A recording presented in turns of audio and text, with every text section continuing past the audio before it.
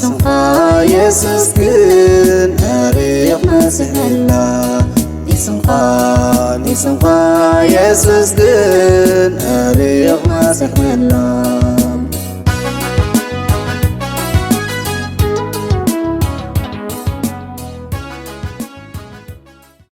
سلام እግዚአብሔር ምስኩል ሃትኩም ይሁን ጾም ኑህ ዝበለ ሱባኤ ኣብ መንፈሳዊ ህይወትና እዩ ሱባኤ ሕቶታትናን ፀገማትናን እንፈትሓሉ ኣይኮነን ሱባኤ ምስ ገዛእ ርእስና እንማጎተሉ እዩ ግዜ ሓዊ እዩ ኣብ ሱባኤ ዝኣቱ ኩሉ ግዜ ኣብ ውሽጡ ማዕበላት እዩ ዝትስእ ነቲ ናይ መወዳእታ ውፅኢት ክሳገር ክርኢ ከዓ ይሕግዝ በዚ ካዮ ቃል እግዚኣብሔር ብብዙሕ ሕቶታት ዘዋጥረና ወትሩ ካብተን ኣብ ውሽጥና ዝሕተተ ኣገዳሲ ሰለስተ ሕቶታት ከዓ እዚአን ዝስዕባ እየን ተቐዳመይቲ ሕቶ ኣበየለኻ ኣብቲ ቅኑዕ ቦታ ደለኻ ኣብቲ ቅኑዕ ቦታ ደለኺ እናበለ ዝሓተና እዩ እዛ ሕቶ እዚኣ መጀመርያ ነቦና ኣዳም እያ ተሓቲታ ኣበየለኻ ድበሎ እግዚኣብሔር ኣምላኽ ኣብ ቅዱስ መጽሓፍ ወትሩ ግዜ ተሰንየና ሕቶ እዚኣ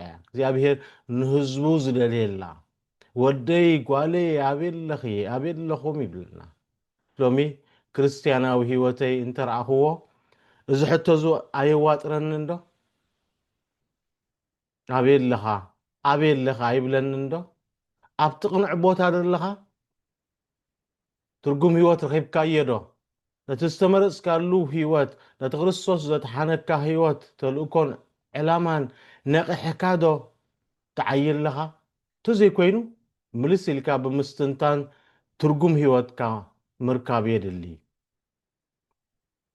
ተኻልእቲ ሕቶ ኩነት ርክብ እያ እግዚኣብሔር ኣምላኽ ኣብ ቃሉ ካልኣይ ሕቶ ይሓትት ሓውኻ ኣበየለ ሓውኻ ኢሉ ይሓተና ክሳብትና ህይወትና ማእከል ዝኾነ ሓውና ሓፍትና ክሳብ እንረኽቦም ኣብ ውሽጥና ፈፂምና ሰላም የብልናን ኣብ ሕብረተሰብና ነዚ መሰረታዊ ሕቶ ደጋጊምና ክንሓትት እዩ ዘለና ኣብዚ ግዜ እዚ ብድሕሪና ዝተረፉ ኣዝዮም ብዙሓት ሕቶታት ኣለውና ብዙሓት ዓበይቲ ወለዲ ድሕሪ ዝተረፉ ኣለውና ፀገማቶም ናይ ልቦም ዘይተሰምዑ ዘይተደገፉ ዝተጠንጠኑ ዝሓደግናዮም ብዙሓት እዮም ከምኡውን ማስ ሜድያ ዝዓብለሎ ተፅዕኖ ገዛእ ርእስና ንሕና ዝወለድናዮም ደቅና ድሕሪት ዝሓደግናዮም ብዙሓት እዮም ነቲ መሰረታዊ ድሌታቶም ዘይመላእናሎም ደቅና ብዙሓት እዮም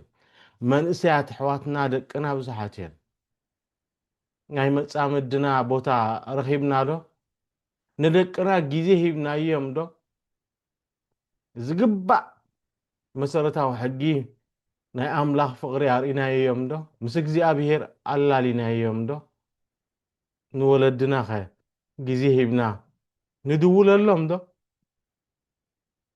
ናይ እምነት መጓዓዝትና ዝኾኑ ኣሕዋትና ኸ ቦታ ክብሪ ሂብናዮም ዶ ብመንነቶምን በትናቶም ክብርን ርኢና ኸነኽብሮም ዶ ነማእክሎም ዶ ነዚ መሰረታዊ ሕቶታት ክምልስ እዩ ዘለና ብዝፆም ኣብዚ ግዜ ሱባኤ ጾም እናኣትወሉ ገዛእ ርእስና ክንጥምት እዩ ዘለና ታሳልሰይቲ ሕቶ ንክልቲአን እተማእክል እያ ኣበየሎ መስቀልካ ዝኾነ ርክብን ጉዕዞን ስዒቡ ዝመፅእ ስቃይን ቃንዛን መከራን እዩ ነፍሲ ወከፍ ርክብ እዩ ፅዑቕ ፅምዶ እዩ መስዋዕትን እናኸፈልካ እትገብሮ ፅምዶ እዩ መፈፀምትኡ ከዓ ኣብ ቀራንዮ ዝዛዘም እዩ ቀራንዮ እምባ ኣፍቀርቲ እዩ ኣብቲ ስቃይ ዘይብሉ ኣብኡ ሓቀኛ ፍቕሪ ፈፂሙ የለን መስዋዕቲ ዝበረኸ ደረጃ ርክብ ስለ ዝኾነ ኣብ ነፍሲ ወከፍ ስጉምቲ ርክብና ንመስቀል ክርስቶስ ክንርኢ ኣለና ስቃይ ክፋል ህይወትና ስለ ዝኾነ ዝኸበርኩም ኣሕዋትን ኣሓትን ዝበዝሕ ግዜ ነዞም መሰረታውያን መዳያት ህይወት ንነፅጎም ኢና በዚ ምክንያት እዚ ከዓ ኣብ ትርጉም ክርስትያናዊ ህይወት ብዙሕ ፀገማት ዘጓንፉና ኣብ ግዜ ጾም ነዘን ሕቶታት እዚኣተን ክነስተንትን ዕድመኩም ጾም መስትያት ስለ ዝኾነ ነቲ ዘለናዮ ኩነት ከም ዘለዎ መሊሱ ዘርእየና ስለ ዝኾነ ኣብ ቅዱስ መጽሓፍ ነዘን ኣብ ላዕሊ ዝበልናየ ሰለስተ ሕቶታት ኣጣሚሮም ተዓዊቶም ምሉእ መልሲ ስምረት ኣምላኽ ዝረኸቡ ክንርኢና። ቀዳማይ ኣዳም እዩ። ኣዳም ንገዛእ ርእሱ ዘዋርደ ምስሊ እኮ እዩ። ወትሩ ካብዚ ሕቶ ዝኸኣይና ንጅምር። ናይቶም ቀዳሞቱ ወለድና ሓጢኣት እንታይ ነይሩ? ኩልና ሓቢርና እንምልሶ እንታይ እዩ? ካብታ ኣይትብልዑ ዝበሎም ኣብ ኤደን ገነት ዝነበረት ተኽሊ ስለ ዝበልዑ ንብል። ትቐንዲ ምኽንያት ግን ኣብ ዝርርብ ሄዋንን እቲ ሰይጣንን ንረኽቦም ትተመንን ንረኽቦም። ካብዛ ተኽሊ እዚ ኣይትብልዑ ዝበለኩም እኮ ከምኡ ኣማልኽቲ ንኸይትኾኑ እዩ ዝብል እዩ። ቀዳማይ ሓጢኣት ምብላዕ ጥራሕ ኣይነበረን ማለት እዩ። ኣነ ሰብ ጥራሕ ክኸውን ኣይደልን ኣምላኽ ክኸውን እደሊ ዝብል እዩ። ካብ ኩሉ ምስ ወደቑ ገዛእ ርእሶም እውን ምስ ሰኣኑ እግዚኣብሔር ኣምላኽ ኣበለኹም ኣበለኻ ኢሉ ይደልዮም። ኣብቲ ቅኑዕ ቦታ ዘለኻ ነቲ ቅኑዕ ቦታ ረኺብካዮ ዶ? ትርጉም ህይወትካ ረኺብካዮ ዶ ኢሉ ይሓቶም።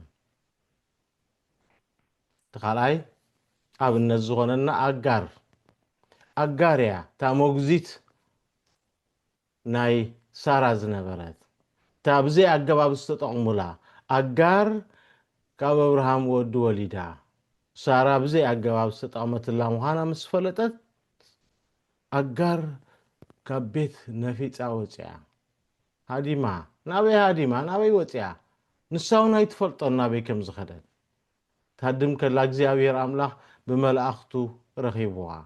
ኣብኡ ከዓ ብዙሕ ሕቶታት ተሓቲታ ኣጋር ከዓ ቅኑዕ መልሲ ዝረኸበትሉ ሕቶታት ኣይነበረን።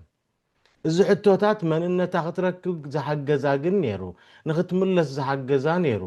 እቲ ኸምባርያ ዝሃደመት ሕጂ ግን ከም ንግስቲ ትምለስ፣ ሕጂ ጓል እግዚኣብሔር ኮይና ትምለስ። ንሕና እውን ቅልጡፍ ፀገም ምስ ረኸብና ንሃድም ኮይና ነቲ ፀገም ከየደላናዮ ከይዓለናዮ ንሃድም፣ ካብ ክውንነት ህይወት ከዓ ንወፅእ። ቀንዲ ኣተኩሮ ማእከል ስሕበት ከዓ ይጠፍኣና፣ እግዚኣብሔር ኣምላኽ ከዓ ይረኽበና እሞ ይመልሰና። ትሳልሳይ ኣብነት ዝኾነና ያዕቆብ እዩ። ያዕቆብ ሃዲሙ ገጽ እግዚኣብሔር ኣምላኽ ኣብ ሓዉ መሊሱ ዝረኣየ እዩ። ያዕቆብ ንዝገበሮ ንፈልጥ ኢና። ንኤሳው ሓዉ ብኽሩንኡ ዝወሰደ እዩ፣ ዘሽከዖ እዩ። ድሓር ግን ግብሩ ፈሊጡ ሃዲሙ ተሰዊሩ ክሳብ ንእግዚኣብሔር ኣምላኽ ዝረኸቦ ተስፋ ቆሪፁ ነይሩ እዩ። ምስ እግዚኣብሔር ምስ ተራኸበ ሕጂ ናብ ቤት ኣቡኡ ንሓዉ ክረክብ ክምለስ ዝወሰነ እዩ። ሓዉ ከዓ ኣብ መንገዲ ተፀቢዩ ዝተቐባበሎ ንሓዉ ብማዕዶ ምስ ረኣዮ ኤሳው እናጎየ ቀሪብዎ፣ ያዕቆብ ግን ዝቐትሎ ይመሲልዎ። ኤሳው ግን ሓቆይፉ ስዒምዎ። ያዕቆብ እናነብዐ ኣብ ገጽ ሓዉ ምስሊ ኣምላኽ ረኣየ።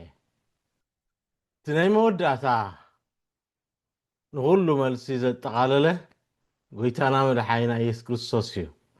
ምልክት ፈተናናን ንፈተና ኣሸኒፉ ናይ መወዳእታ ጽዋዕ ብፍቓድ ኣቡኡ ዝተቐበለ እዩ። ፍቓደይ ዘይኮነስ ፍቓድካ ይኹን እናበለ ንኹሉ ዝተቐበለ እዩ።